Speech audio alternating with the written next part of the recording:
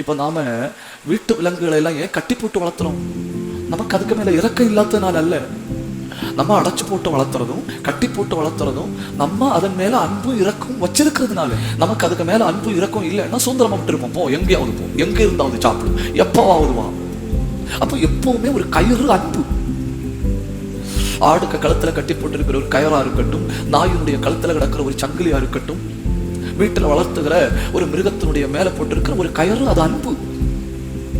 அந்த கழுத்துல போட்டிருப்பாங்க இல்ல ஒரு பெல்ட், அது அன்பு. இல்ல திருநாயா போ, எங்க சாப்பாடு தாராங்களோ அங்க சாப்பிடு, எங்க போய் வாழணுமோ அங்க போய் வாழ்ந்துக்க. அப்ப சொல்ல வேண்டிய சுதந்திரமா விட்டு இருக்காங்க இல்லையா, அதுதான் அடிமைத்தனம். அதுதான் அடிமைத்தனம். கயிறு இல்லாம விடுறது சுதந்திரம் கிடையாது, கயிறு இல்லாம விடுறது அடிமைத்தனம்.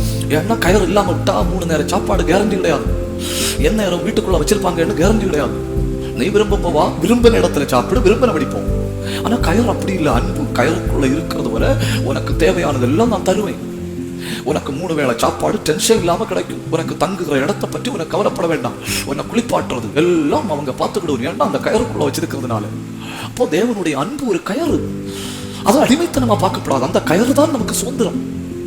ஆனா மனுஷன் என்ன பண்றான், அவருடைய கயிறுகளை அறுத்து கட்டுகளை நம்மை விட்டு எறிந்து போடுகிறோம் என்கிறார்கள். அவர்களுக்கு அந்த அன்பின் கயிறுக்குள்ள இருக்க வேண்டாமா? அதாவது இந்த கயிறுக்குள்ள இருக்கிறவன் அடிமைன்னு நினைச்சிட்டு சுதந்திரமா இருக்கான். இந்த கயிறை பார்க்கும்போது அடிமைங்கிற யோசனை வரும். ஆனா அடிமைன்னு நினைச்சிட்டு சுதந்திரமா இருக்கிறான். இந்த கயிறு இல்லாம இருக்கிறான் இல்லையா, அவன் சுதந்திரவாளின்னு நினைச்சிட்டு அடிமையா இருக்கிறான். அப்போ கயிறு இல்லை, மனசுல என்ன நினைக்கிறான், நான் சுதந்திரவாளி. ஆனா உண்மையில யாரு, அடிமை. அது ரோட்டில் போகும்போது ஒரு வண்டி அடிச்சா ஒன்றும் செய்ய முடியாது, அதை யாராவது கல்லெடுத்து அடிச்சாலும் ஒன்றும் செய்ய முடியாது. ஏன்னா அது சுதந்திரவாளின்னு நினைச்சிட்டு நடக்கிற அடிமை. ஆனா கட்டப்பட்டிருக்கிற ஒரு விலங்கு அப்படி இல்லை. கயிறை பார்க்கும்போது நினைக்கும் நான் அடிமை இல்லை, அது அன்பின் கயிறு. அந்த கயிறு தான் நீ சுதந்திரவாளி என்பதற்கு அடையாளம். மனுஷரை கட்டி இழுக்கும் அன்பின் கயிறு. அப்போ விசேஷ உடன்படிக்கைக்கு பிணையாளியானார்.